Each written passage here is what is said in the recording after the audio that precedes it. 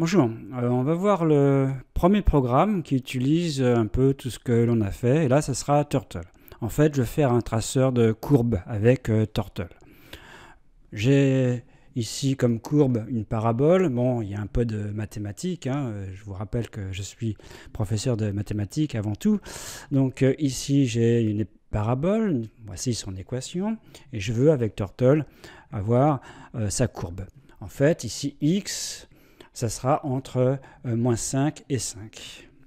Bon, alors, et A, B et C sont trois réels qui seront saisis par l'utilisateur. Donc ça, c'est la fenêtre de Turtle. Alors ici, j'ai marqué la largeur, 683 pixels, la hauteur, 577 pixels. Donc en fait, ce que je vais faire, je vais prendre ici les pixels de moins 300 à 300 horizontalement et de moins 275 à 275 verticalement.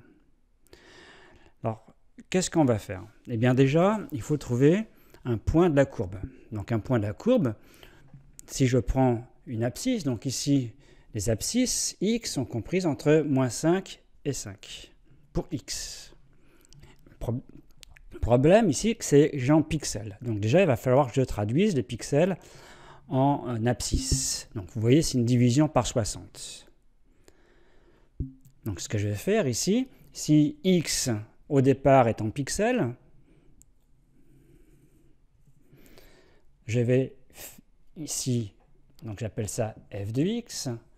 Ce que je vais faire f de x sur 60. Sachant que x ici, ça va être en pixels, et x va parcourir l'intervalle moins 300, 300. Et je vais faire ce calcul-là, y. Ouais. Le problème, c'est si je fais ce calcul, y ne sont pas des pixels. Donc il va falloir que je traduise y en pixels. Donc pour cela, on multipliera par 60. On fera le contraire. Bien. Donc, ce que j'obtiens un point en pixels, x en pixels, et ici, ce nombre-là en pixels. Et ça me donne donc un point dans la fenêtre. De ce point, il faut que je trace un petit carré. Donc pour cela, je vais faire une fonction carré qui me permet de tracer un petit carré à cette position donnée. Et il suffira donc de parcourir ici cet intervalle, moins 300, 300, avec un saut, un pas. Alors on va voir ce que cela donne avec Python. Alors commentons ce programme.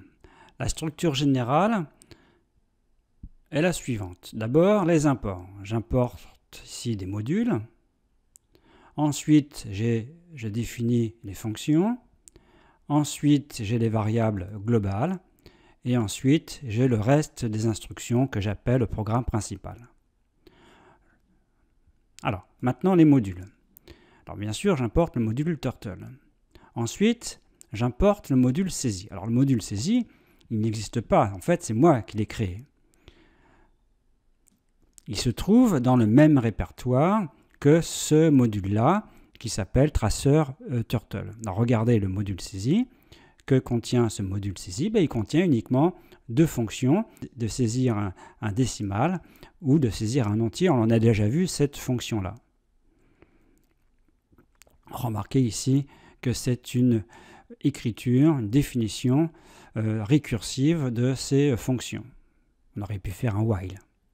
Alors le nom ici, il y a un paramètre que j'appelle nom, qui paramètre par défaut ici, qui est la chaîne vide. Pourquoi? Parce que il se peut que quand on saisisse par exemple un entier, cet entier puisse avoir un nom particulier. Donc il faut que ce nom-là apparaisse. Alors revenons, donc j'ai deux fonctions.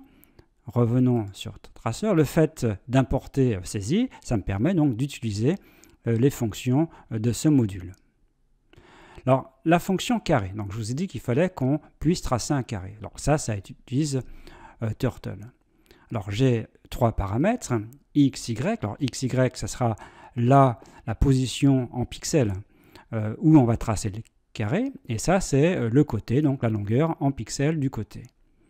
Donc il faut lever le crayon, sinon ça écrit. On va donc à la position XY, indiquée ici, on descend le crayon, et ça on ne l'avait pas vu quand on parlait de Turtle. Là, ça va permettre de remplir une courbe fermée. Donc il faut définir la courbe, puis après, on remplit. Donc il y a begin fill, end fill, et là à l'intérieur il doit y avoir une courbe fermée, et ça va remplir cette courbe fermée. Donc comme on trace un carré, donc il y a 4 côtés, il y a 4 traits à tracer. C'est pour ça qu'il y a range 4. Forward, ça veut dire que je trace un côté, et après il faut que je tourne de 90 degrés à droite 4 fois. Et on retourne à la position initiale, et comme je remplis, j'ai bien mon carré. Ensuite, j'ai ma fonction parabole. Dans les paramètres x, c'est la variable, on dirait en mathématiques, puis il y a les paramètres a, b, c. Et ça retourne ax carré plus bx plus c. Ensuite, j'ai ma fonction courbe. Ma fonction courbe, avec les paramètres que j'ai appelés ici AA, BB, CC, j'aurais pu prendre les mêmes noms. Je préfère prendre des noms distincts. Alors là, ici, HT parenthèse, ça permet de ne pas afficher le curseur. C'est pas la peine qu'on voit le curseur quand ça trace des carrés. Bon, donc au départ, la position initiale, c'est x égale moins 300. Je dis qu'il fallait parcourir de moins 300 à 300 en pixels. Et j'ai pris un while. J'aurais pu prendre autre chose qu'un while. Donc, tant que x est inférieur ou égal à 300, donc ça s'arrêtera quand x deviendra strictement plus grand que 300. Que fait-on? Eh bien, on cherche donc ici y, qui est donc l'ordonnée du point de la courbe, parabole d'abscisse x sur 60, comme je vous ai expliqué tout à l'heure, avec les paramètres ici AA, BB, CC. Bon. Alors, ici j'ai mis un if. Pourquoi j'ai mis, alors, vous voyez qu'il y a y fois 60, donc j'ai converti ici y en pixels. Et pourquoi j'ai mis cette condition? C'est parce qu'il se peut que y sorte, en fait, au niveau des valeurs verticales de la fenêtre. Donc ça ne sert à rien de tracer des carrés si on ne les voit pas. Donc là, en fait, ça permet de tracer des carrés uniquement sur la partie visible. Et dans ce cas-là, effectivement, si c'est visible en quelque sorte, par rapport aux ordonnées en pixels, eh bien, j'appelle la fonction carré. Avec comme paramètre x, puisqu'au départ x est en pixels, y fois 60, donc c'est bien en pixels. Alors j'ai mis int par précaution pour que ça soit un entier. Et ici, 6, ça veut dire 6 pixels de côté. Bon, et après, je change x et je rajoute 6. Ça veut dire qu'en fait, j'avais dit tout à l'heure qu'il y avait un pas, c'est un pas de 6. Alors, quand tout est fini, quand le while est fini, j'ai rajouté 4 lignes. Bon, c'est simplement pour afficher un texte, histoire de voir autre chose avec Turtle. Donc, je lève le crayon, je vais à une certaine position, je baisse le crayon et j'écris un mot. Alors maintenant, les variables globales, évidemment, ce sont les 3 coefficients de la parabole. Donc, c'est pour ça que j'appelle la fonction saisie décimale qui se trouve dans le module saisie.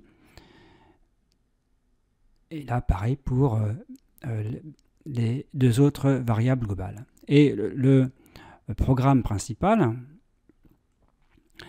eh bien déjà je change la vitesse, ça ira plus vite.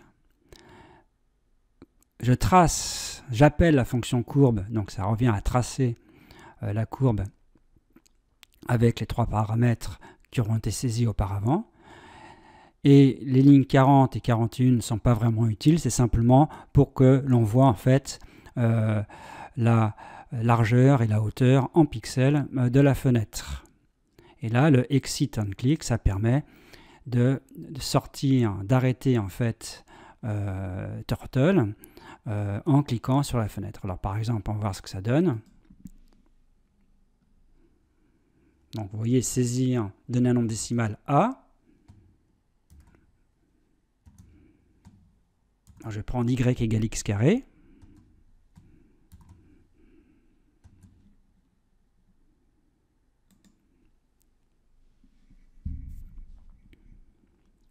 Voilà. Alors, je clique sur la fenêtre. Je peux prendre autre chose. Par exemple, des nombres négatifs.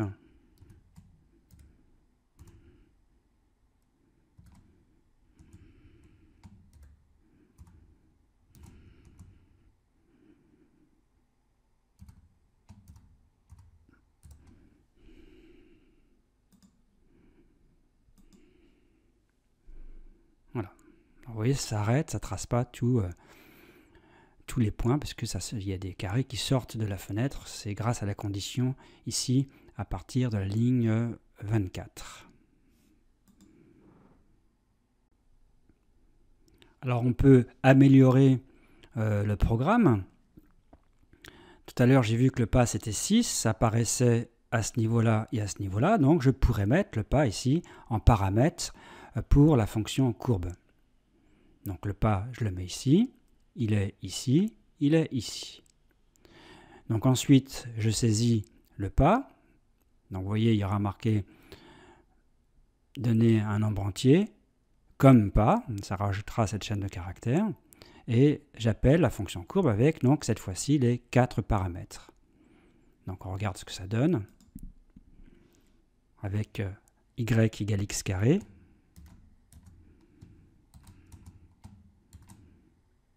Et là, je vais prendre comme pas 3. Tout à l'heure, c'était 6.